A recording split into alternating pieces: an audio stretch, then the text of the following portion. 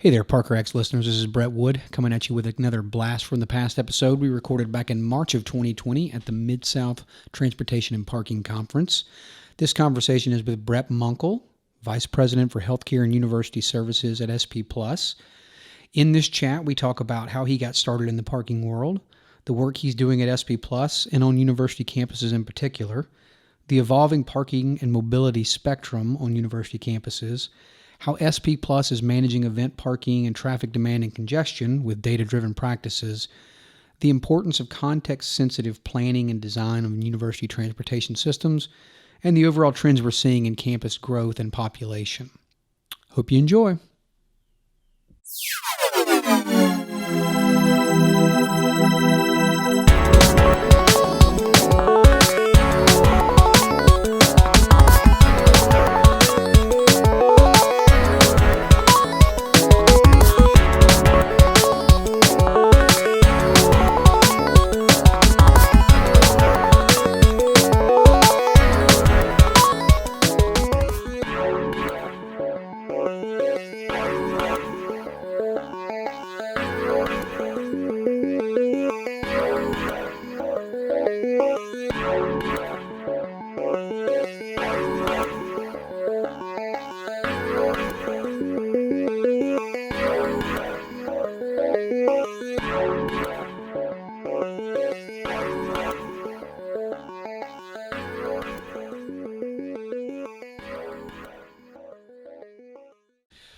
Okay, this is Brett Wood with Parker X, and today I'm sitting with Brett Munkel of SP+.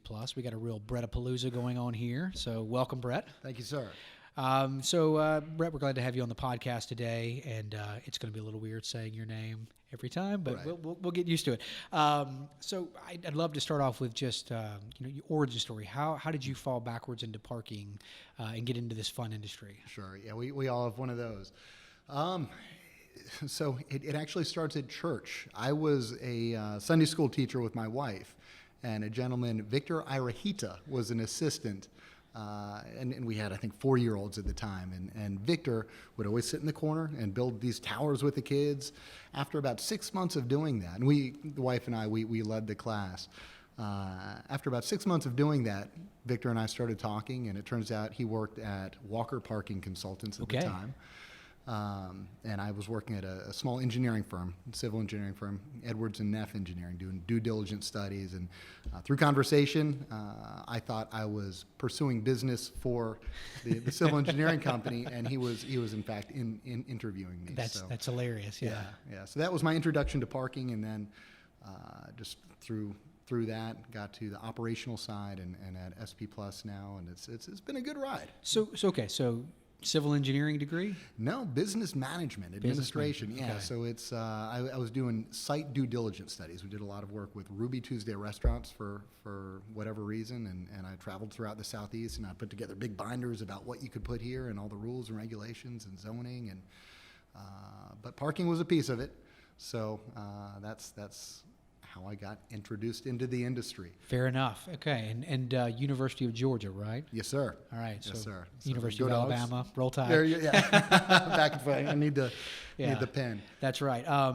So you went from the engineering firm to Walker Parking? Correct. Okay. To Walker Parking Consultants. I was there for 3.5 years or so, and it was right during the downturn in the industry. So there was a series of layoffs, and I was one of those series, and it ended up being a very good time. We have 3 kids at home, and one our oldest was going through some health challenges, so it worked out very well because we were able to really dedicate our time to Braxton, and we lived at the hospital for a number of months. And through that process, while we were there, Standard Parking at the time was soliciting for someone to do business development in the Atlanta area. And so the timing worked out perfectly. I was onboarded. I worked for Jason Spaeth for a number of years in Atlanta. Great guy. And then transitioned to focus solely on higher education. And I worked with Romy Valera for a number of years. I was very fortunate to work with the people I have in the industry, and relationships are everything. They are. And now I'm working with Don Jordan at SP Plus. So it's been a good ride. I've had great mentors and great leaders to work with. God, yeah, and I would say the move and even the downturn is fortuitous. I mean, because you're killing it over at SP Plus well, now. goodness, So, no. Thank you. So I mean, you're largely in the university sector. Just kind of like for your mom, describe like what it is you do. That's a good question. So generally speaking, I'm a resource for anything higher education for the company. And so that transcends any specific aspect of it. Within the group that I'm a part of, we have events, we have large venue, we have consulting. So higher education it touches many of those things. A lot of the work we do, and we've been fortunate to work together on some consulting projects, looking at how operations are run. Bad. Yeah, exactly. we've ridden a few different roads, Yeah. but it's looking at how the operation might be able to be run better, or events are a huge thing on campuses, especially big football campuses, Alabama or Georgia, you name it. And so we as an operator have the resources to come in and say, do this, here's a different way to operate, looking at ingress, egress, or offer operational resources. So it's I always say, I bring an a la carte menu to the table, and I have a national purview. I have a counterpart who will be joining here later this month, focus more on the western half of the U.S. My focus is primarily on the east, but I was in California 2 weeks ago, and so it's all over the place right now. That's good news. That's probably going to make your life easier. Just half the country, right? I can't wait. Yeah. I can't So, wait. the thing that fascinates me about the university group at SP Plus is, and you kind of touched on this, but it's not just one thing. Like, Right. You can provide the entire suite of services, whether that's outsourced or whether that's mentoring, consulting, whatever it may be, game planning, whatever it may be, for transit, for parking, for operations, for events. I mean, like, it's fascinating how much y'all bring to the table. Right. Yeah. And I think there's big players in the industry, and there's a lot of consolidation going on, and there's pros and cons to any large company. I think we're very fortunate in our group specifically, and really as a company overall. There's a high degree of it's dynamic. We're able to pivot and make decisions quickly and pursue, whether it's technologies or solutions, really without, we're given a lot of discretion and free rein to do things as we see fit within the structure that we're given. So it's, a lot of the regions operate this way as well. They're very entrepreneurial, and our division is very much the same. Well, that's good. That's very good. Yeah. So you've been doing this university thing for how long now? Oh, goodness. I want to say 8 or 9 years. Okay. Yeah. So I've been working in the university world for about that long. I cut my teeth in consulting started with development, worked my way into cities, and then have found the magical world of universities over the last decade or so. And Right. and they're fascinating because they're just, they're one encompassing system that the university has complete control over, and so there's a lot of interesting things that you can do from a parking and transportation management perspective, and then more uniquely, there's a lot of interesting things happening Right. on university campuses. So in your 8 years, I mean, like, how has the world of university parking and transportation evolved? I think you can relate it directly to how the industry is evolving, and just the use of technology and the data that this huge pool of information allows decisions to be made incorporating or based on that information. And so I think we're really at a point of change within the industry, and it translates directly to universities, because I think oftentimes it's ironic that institutions of higher learning that have this research arms that are so cutting edge and so far out there, how often you go there and the parking and transportation, the systems, the access systems are rudimentary. Yeah. And it's not due to the leadership at the parking and transportation level necessarily, but upper administration just doesn't appreciate the complexity and what's available and how to run it well, and how to utilize the resources that they have. Oh yeah, that happens throughout our industry. I think parking tends to get overlooked as just being kind of like this weird thing we do in the corner. But Right. there's a lot of technology. There's a lot of like process and thought that goes into it to make a system work really well. Yeah, I mean that's fascinating. The data side of it, I wish more universities would leverage that concept. I mean, I work at a lot of universities where their civil engineering department is part of one of the university transportation centers, and it just Sure. like, why are we not coming together, right? Right.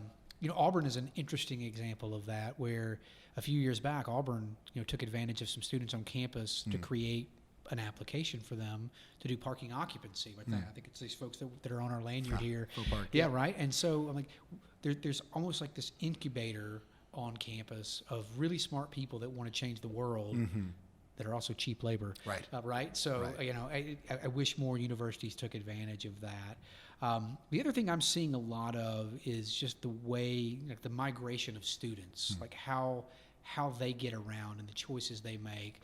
Are you seeing, like, in the 8 years, like the difference in generational aspects of how students behave? Absolutely, and I think we can relate. We're on so many campuses so often, and going back to our university experience, I parked and I walked a long way. I got on a bus, and so it was, the choices were limited, and that was fine. Yeah. I think the number of choices that are being offered, it's just growing exponentially. And you look at all the different ways to get around campus and the last mile, and there's pros and cons, and I think that it's been a disservice to the industry that we haven't been able to say, stop, here's a good way to do it, this is the model, this is the path forward. And really, you see a lot of the negative press as well as the good press, but there's a million ways to do it wrong and only a few ways to do it right. So it's just access to choice, and if you build it well, the students will use it. If you build it poorly, students will use it, but you'll get a lot of complaints. Yeah. And I think on a campus, students are the easy part. They're very amenable to change. It's the faculty and staff and people who have been here. I've parked here for 30 years. I'm not going to move. Yeah. And I've paid this. I'm not going to pay more. And they're really the roadblock more often than not, more than the students in my experience. Well, students are great. I mean, because they're like putty. Like you can shape them, and they'll do what needs to be done to get to their classes and things like that. But they also graduate, and so the freshman doesn't know that prices used to be half price, right? Exactly. You're right. The faculty staff, that's a whole different monster altogether, right? And pleasing them requires kind of a much more deft maneuver to get there. But it's interesting because we're starting to see, if you communicate well with them and you explain the why, right, they're more apt to get on board. And we're starting to see where, 10 years ago, students became more adaptable to change and would take shuttles and biked more and walked more and whatever they were going to do. Faculty are beginning to get on board with that because they see the benefit of doing it. But it is tougher. It is. And I see a lot, oftentimes, the more senior faculty, they're looking towards the story behind sustainability and how that integrates with mobility and changing the parking system. And so they don't want to change, but pointing to sustainability as the rationale for it is more, it offers more ammunition to them. It tells a better story that gets them to move a little bit. That's right, yeah. One of the other things I'm seeing a lot at universities, and whether this is out of necessity or whether opportunity or whatever it may be, in the TDM world, we call it daily decision, right? We want people to make a daily decision as opposed to buying a permit in July or August that carries them through to the next July or August, right. Making them make a choice every day. And we're doing work, at Arizona State where we're looking at that. And Arizona State, you think of Arizona, it's really hot, right? But not when school's in session. So from October to May, it's like Hawaii climate. It's like the most perfect climate ever. And so students, some faculty and staff are more amenable to walking, biking, skateboarding. And so giving them the resources to do that. And one of the things they've moved to was this idea of pay-as-you-go parking, which is a fancier way of saying transient or visitor parking. Right. Are you seeing more universities move to that model? I'm seeing interest in it, but the impression I have is that there's a fear there, where it's a big change and it's a lot of moving parts. So anytime you're introducing complexity, there's that many more ways where it can fail. And so, again, I think that looking to that university as an example, it's one or two get it right, and others will be able to point to that, go out and take a look, and I think it makes it very desirable to be able to replicate that, because the theory behind it is so sound. Make a daily decision. We don't want to offer a buffet, and it tangibly affects demand. It does, and it's interesting because several different things happen with it. One of which is people buy a permit and then they park in the daily lot because it's closer in, right? So you're double dipping. So there's more revenue. Right. And we found it's interesting research, like a permit space, like if a permit is $450 a year, a permit space on average brings in about $375 a year. So it doesn't bring in the full cost of the permit because it's a shared space. That same space as a transient space probably brings in thousands of dollars per year. So there's an opportunity to offset some of the costs associated with the program, which hopefully brings the permit price at least steady. Right. Not down, but steady, right? But yeah, no, it's a big lift. And incremental approach to implementing it and then continuing to voice the successes of it tends to make that more opportunistic on campuses. Yeah, no, and I think you're dead on that. So often what gets lost in the transition from narrative to implement, or from path forward to implementation, is the story behind it, the narrative and the continual communication that this is why we're doing it. This is how it's going to improve the system. And, I think people in the parking realm, we gravitate towards one aspect of the industry, but we have so many hats to wear. And being a storyteller is immensely powerful, and especially in a university setting where you have so many different stakeholders all looking for different aspects of the same thing. And, to be able to convey what you're trying to do and why and how it's going to improve the life for the entirety is really valuable. Yeah, it's surprising to me that something as simple as like an annual report or a quarterly email that just puts some why behind the what goes a long way. Does SP Plus have y'all put that into your suite of services of providing program marketing and education type stuff? Yeah, sure. We have marketing arms. It's something that we're continuing to evolve. There's good ways to do it, and that's the kind of service that it needs to be continuing and ongoing, and it can't be a one and done type thing. So I think that it's a service that you really have to customize it to the audience that you're looking at. And downtown Chicago is going to be very different than rural Alabama. That's right. And so you have to speak to the audience, you have to change with the audience. And the annual reports are great because it gives you a true definition of where we have come from. Yeah. Because so often, and especially with students, they have a 4-year window. And so they're not really cognizant of the change that's happening, but the faculty and staff, they may be more adverse to change throughout, but telling them, remember this is how it was, and remember that you did look for half an hour to find a space, and it's you need to document that information. That's right. Yeah, absolutely. It makes a lot of sense to just over communicate, because honestly, people will pay more. They won't be happy about it, but they'll pay more if they know that what they're paying for is going back into improving their experience.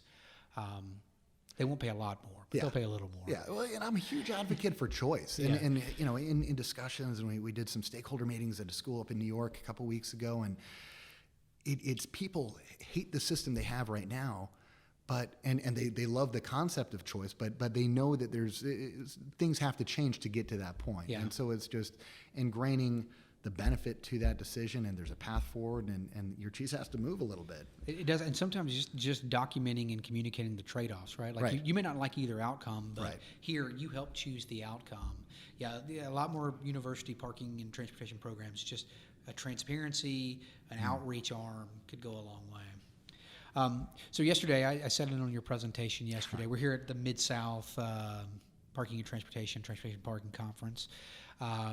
And in sunny Sandestin, Florida. Most of the time. So yesterday you talked a lot about event management. Sure. It was fascinating to see some of the components that went into that. Specifically, I was really captivated by kind of how y'all document data points to improve ongoing event management. Talk to me a little bit about your event management arm and what that looks like. Sure. Now, and I always say events are the sexy side of parking. Yeah. Parking's this thing that people don't really pay attention to in conversation, but you say, hey, we work at the Super Bowl. We do the football games at X, Y, or Z school, and that gets their attention. They want to hear more about it.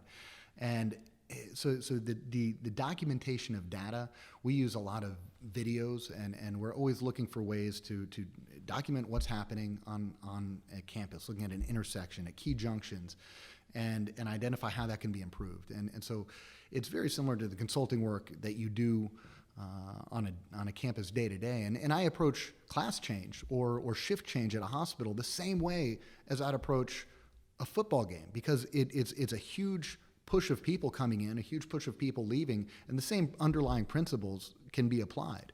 And how do you use the roadways to the best of their capacity? How are you pushing people? Everyone wants to come in from the south. How can I get even 5 or 10% to come in from the north? And it's little bits of change that overall cohesively make a big difference. But data sets in the event world, it's use of video. We're finding a lot of other tools and use of BLE, Bluetooth low emission, and there's identifiers that every cell phone's pushing out, whether or not you choose to do that, and that could be used as an identifier, not to you as an individual, but as you moving out of a parking area, going down a road, and it gives you transit times, and there's a lot of value to that data that can then help drive the decisions that need to be made down the road. Yeah, no, and it's terrifying on one hand to think about the fact that we're being tracked by our cell phones, but at the same time, it's there. At the same time, I mean, if you've ever opened up Google Maps and been appreciative of it telling you if there's a traffic jam ahead, sure, that's because we're tracking with cell phones, right? Like we know that all the cell phones slowed down at the same time. So there's a give and take there, but it was interesting. You talked about that, the BLE yesterday, and the ability to walk up to like the kiosks at an event, and it register that it could be dynamic. Yeah. Hey, you're at this event. This is information for you, and tailoring things. I mean, the event management is as much about moving people and moving cars as it is about the experience. 100%. Because if the experience is poor, the event is probably not well received and may not happen again. Right. Super Bowl is going to happen again, but right. You want the experience to be stellar. And it was interesting to me when I was watching the presentation and the videos yesterday. It seemed to me that more of your event was about people movement than it was about car movement or car parking. Sure. Yeah. And in the event side, we always say we want to address the customer experience up until they're walking in the stadium, in the arena, the event, the venue. And that goes far beyond parking. Parking is a piece of it, but it's a personal experience. And getting people out of their cars, the pedestrian and vehicular conflicts, those are critical, because you need to know where people are going, where they want to go, how best to communicate where they've been and get them there. And you want to give them a sense of comfort with the entire process. If you go into a large stadium for the first time, there's a lot that you don't know. There's a lot that you don't even know to ask. But just making sure there's enough resources that are easily accessible and readily apparent for the customer to identify and then be able to seek out. That's what we want to do. And a lot of the institutions, you see it too, where they'll spend $10 million on this new facility and the entryway, and then forget to add parking. And so it's constantly trying to convey that parking is a critical part of the experience. And and we all know this within the industry, it's the first and last touch. And so, that piece of it, we just try to keep turning up the volume on. That's right. The best parking experience is the one that you don't remember. Precisely. Right? Yeah. So you want it to be a non-event. Yeah. All right. Well, so a lot of fascinating stuff that y'all are doing now in the university, the event realm, and SP Plus does basically everything beyond private sector, municipalities, all that kind of stuff as well. Sure. But from your perspective and the time you've spent kind of doing what you're doing, where do you see the university world going? What are going to be the big trends we need to be watching in the next 5 to 10 years? Yeah, I think the trends, and we see a lot of it within the industry. It's just a movement. You say away from cars, but I think there's a caveat there. I think cars are going to get more intelligent, but there's especially with the student population. And many of them will drive very, very nice cars, but the vast majority are driving older vehicles. And so I think we're looking at a 20, 30-year horizon to see real tangible change. And as cars get more intelligent, they're going to better utilize the spaces on campus, so the overall the supply may go up as demand stays pretty much the same or goes down a little bit. And I think it's something where we as an industry, I think we're waving the flag and really scared almost of autonomous vehicles and all this change that could be coming. I don't think that the horizon for change is as short as it's been preached. And I think we as an industry are seeing the same thing, that people love their cars. They want to stay in them. I think on a university campus, it's pushing intelligent use of transportation, the park once, and using shuttle systems as much as possible. And the nice thing about a campus is that it's really a self-contained entity. Yeah. And so it's just like a small municipality where you can make real significant change and in not necessarily a short period of time, but over a period of years that totally changes the experience that the customers, the students, the faculty and staff have. Yeah, no, absolutely. It's a self-contained entity with one entity that controls everything. Yeah. It's amazing. Yeah. It's a great place to work. Yeah, and I would agree. I mean, the change that everybody is afraid of is not the one we should be focused on right now. It's the Right. continued migration to multiple modes of travel, and it's not abandonment of the personal vehicle. Right. It's the personal vehicle as one arrow in a quiver full of many arrows, Right. including biking and walking and rideshare and scooters and whatever it may be. And so adapting our campuses so that primarily the student population can utilize all of those things. And hopefully we influence the faculty and staff to begin to influence those types of things as well. So yeah, it's pretty interesting. One of the other things I often wonder about from a university perspective is the concept of like going virtual with everything. Have y'all moved much into the world of virtual permitting and gateless and all that good stuff? Sure, yeah, and I think use of LPR and just video analytics is really there. It's continuing to evolve, and we're seeing a lot of situations where gateless makes all the sense in the world. But there's also plenty of instances where I'm not convinced that it's the right solution. Yeah. Sometimes you need to protect those areas, whether for safety or just there's such a high demand for use of space that people will break the law and park where they shouldn't, regardless of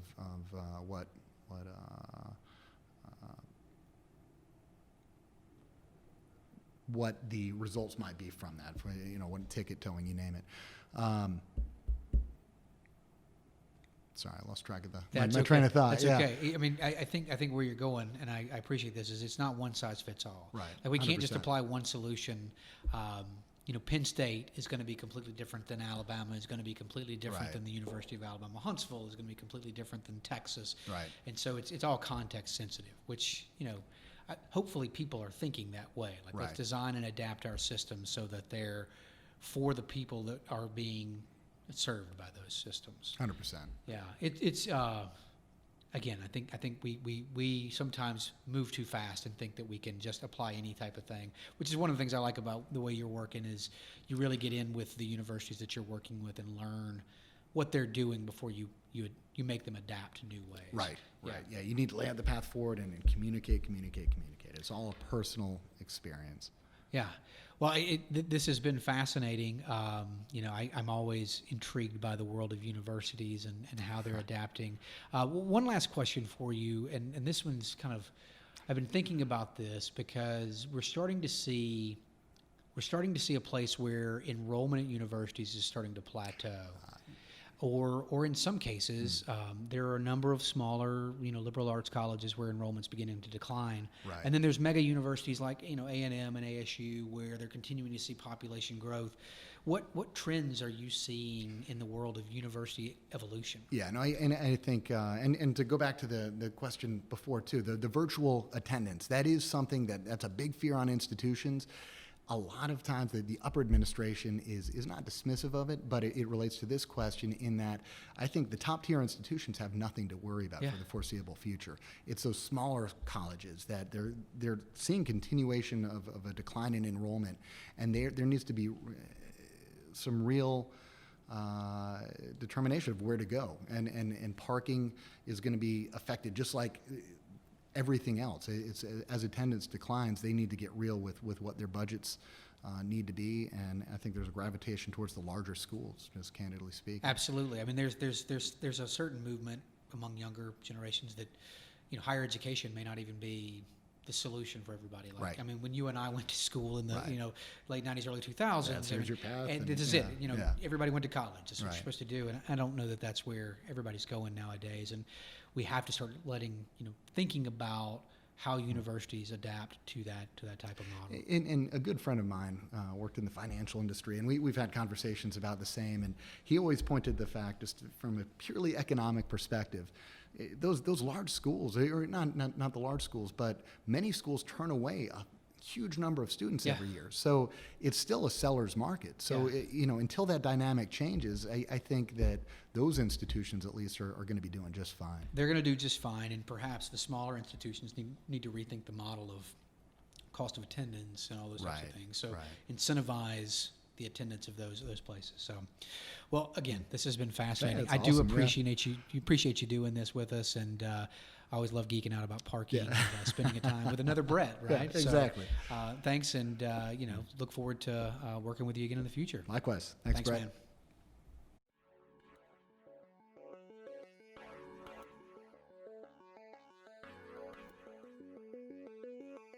Thank you for listening to the Parker X podcast.